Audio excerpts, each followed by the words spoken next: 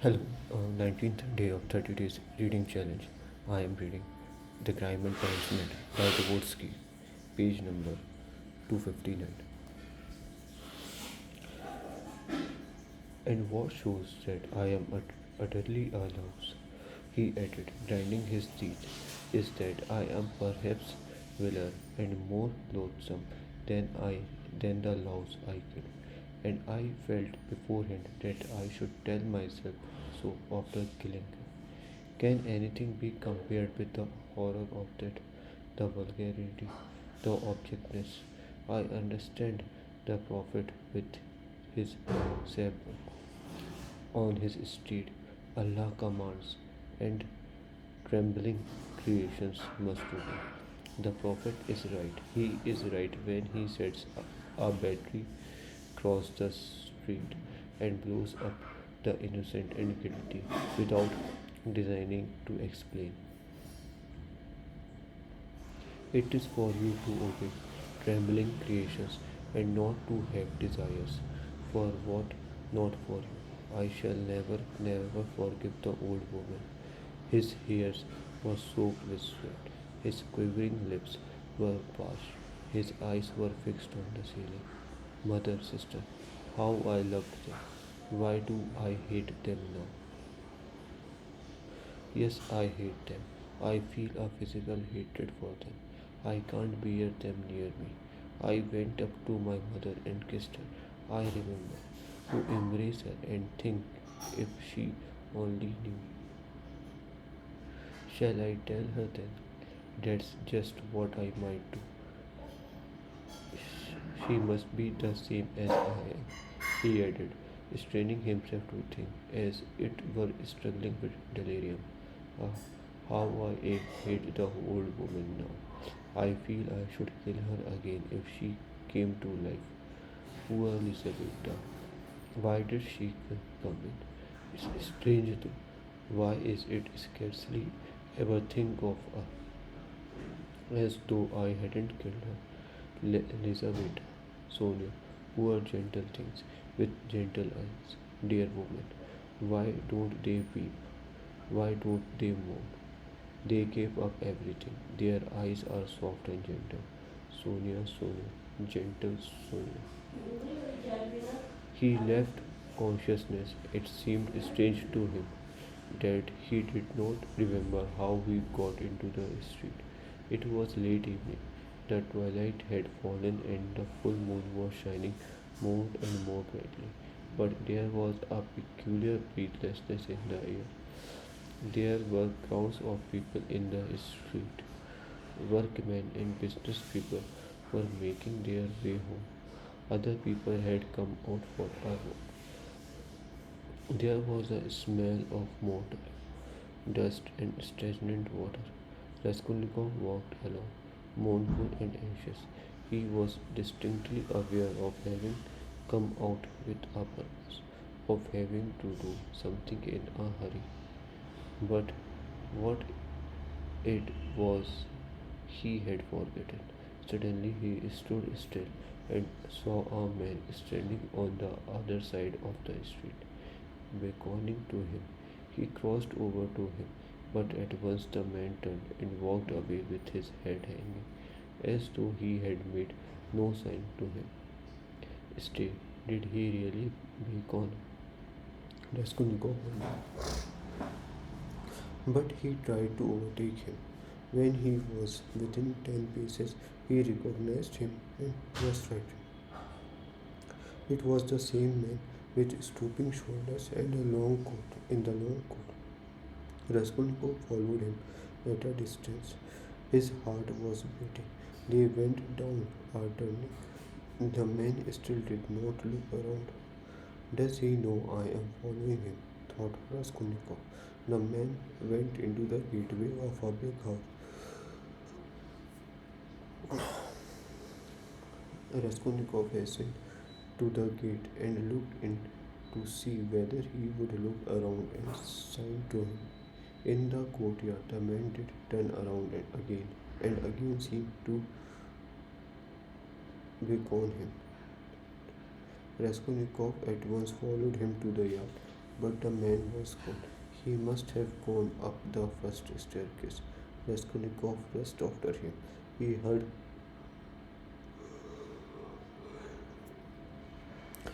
slow, measured steps 2 flights above.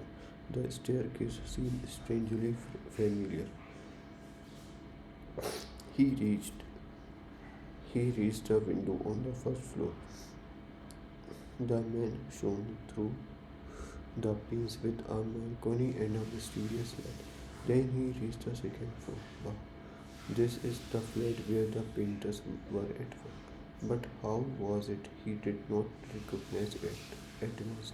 The steps of the man above had died away, so he must have stopped or hidden somewhere. He reached the third story. Should he go on? There was a stillness that was dreadful, but he went on. The sudden of his own footsteps scared and frightened him. How dark it was! The man must be hiding in some corner here. Ah, the flat was standing wide open. He hesitated and went in. It was very dark and empty in the passage, as though everything had been removed. He crept on tiptoe into the parlor, which was flooded with moonlight. Everything there was as before: the chairs, the looking glass, the yellow, the yellow sofa, and the pictures in the frame. A huge round covered copper red moon looked in at the window. It is the moon that makes it all still, weaving some mystery, thought Raskolnikov. He stood and waited a long while, and the more silent the moonlight, the more violently his heart beat, till it was painful, and still the same hush. Suddenly he heard a momentary sharp crack, like a snapping of a splinter, and all was still again. A fly flew up suddenly and struck the window pane with a plaintive buzz. At that moment he noticed in the corner between the window and the little cupboard something like a clock hanging on the wall. Why is that clock here? He thought. It wasn't there before. He went up to it quietly and felt that there was someone hiding behind it. He cautiously moved the clock and saw, sitting on a chair in the corner, the old woman bent double so that he could not see her face. But it was she. He stood over her. She was afraid, he thought. He stealthily took the axe from the nose and struck her one blow, then another on the skull. But strange to say, she did not stir, as though she were made of wood. He was frightened, bent down near her, and tried to look at her, but she too bent her head lower. He bent right down to the ground and peeped up into her face from below. He peeped and turned cold with awe. The old woman was sitting and laughing, shaking with noiseless laughter, doing her utmost that he should not hear it. Suddenly he fancied that the door from the bedroom was open a little, and that there was laughter and whispering within. He was overcome with frenzy, and he began hitting the old woman on the head with all his force. But at every blow of axe, the laughter and whispering from the bedroom grew louder, and the woman was simply shaking with mirth. He was rushing away, but the passage was full of people. The door of the flat stood open, and on the landing, on the stairs, and everywhere below there were people.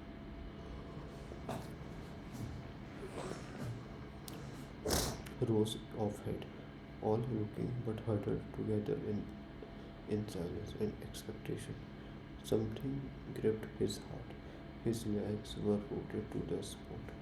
They would not move. He tried to scream and woke up.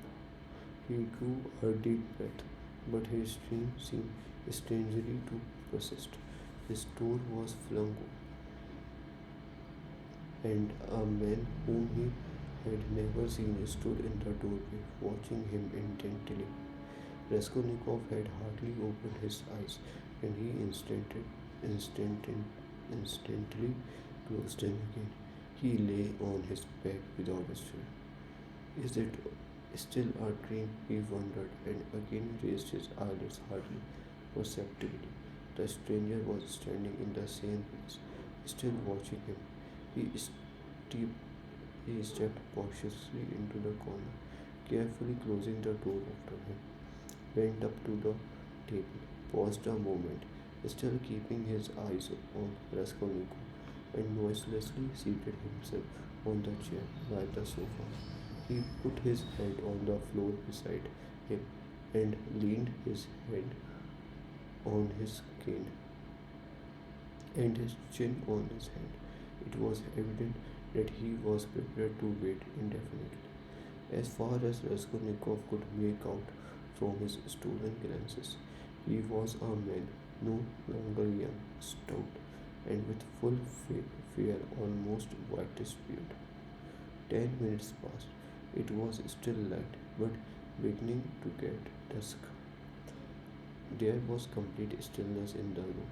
Not a sound came from the stairs. Only a big fly buzzed and fluttered against the window pane. It was unbearable at last. Raskolnikov suddenly got up and sat on the sofa. Come, tell me what you want. I knew you were not asleep, but only pretending. The stranger answered oddly, laughing calmly. Arkady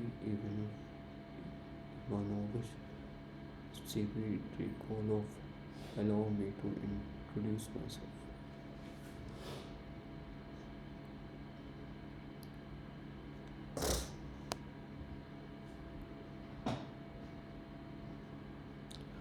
Part 4, Chapter 1. Can this be still a dream? Raskolnikov thought once more. He looked carefully and suspiciously at the unexpected visitor. Svidrigailov, what nonsense! I can't be, he said at last, loud in bewilderment. His visitor did not seem at all surprised at his exclamation. I have come.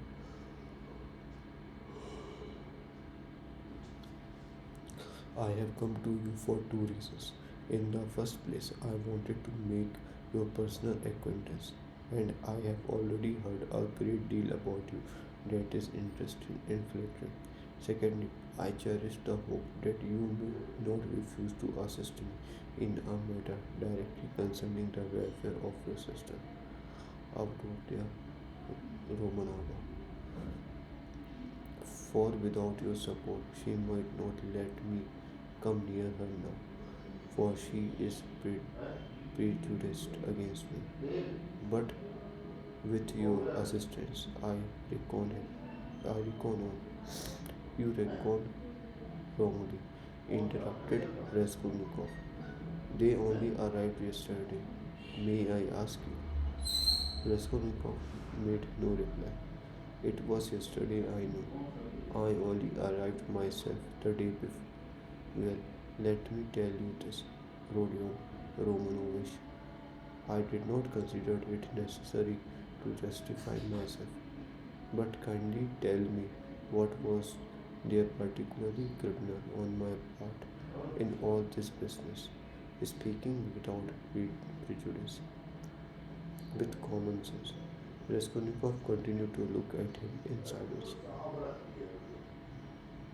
That in my own house I persecuted a defenseless girl and insulted her with my infamous proposals. Is that it? I am anticipating you, but you have only to assume that I too am a man at inhuman. In a word, that I am capable of being attracted and feeling in love, which does not depend on your will, then everything can be explained in the most natural manner.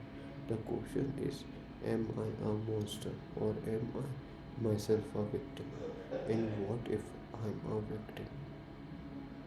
In proposing to the object of my passion to elope with me to America or Switzerland, I may have cherished the deepest respect for her and may have thought that I am promoting our mutual happiness. Reason is the slave of passions. You know, why probably I was doing more harm to myself than anyone. But that's not the point, Raskolnikov interrupted with disgust. It's simply that whether you are right or wrong, we dislike you. We don't want to have anything to do with you. We show you the door. Go out.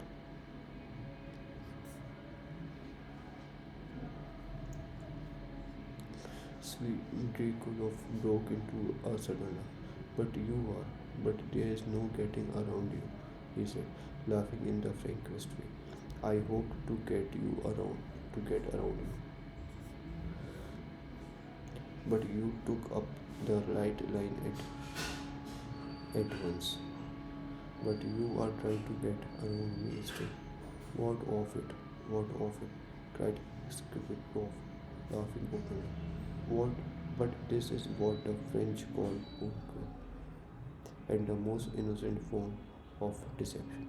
But still, you have interrupted me one way or another. I repeat again, there would never have been any unpleasantness except for what happened in the garden. Marfa Petrovna, you have got rid of Marfa Petrovna too, so they say.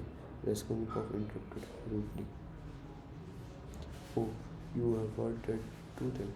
You would be sure to know. But as for your question, I really don't know what to say. Though my consciousness is quite at rest on that score. Don't suppose that I am in any apprehension about it. All was regular and in order. A medical inquiry diagnosed epilepsy due to bathing immediately after a heavy dinner and a bottle of wine, and indeed it could have proved nothing else. But I will tell you that I have been thinking to myself of late, and my way here in the truth, speaking, did not I contribute to all calamity morally in a way of irritations or something of the sort? But I came to the conclusion that too was quite out of the question.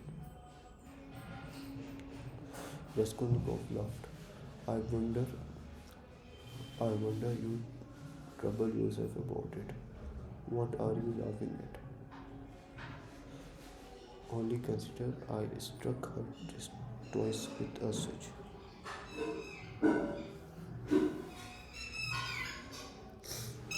There was no marks even. Don't regard me as a cynic, please. I am perfectly aware how articulous it was of me and all that, but I know for certain too that Marfa Petrovna was very likely pleased at my, so to say, fault. The story of her sisters had been wrung out to the last drop. For the last 3 days, Marfa Petrovna had been forced to sit at home. She had nothing to show herself with in the town.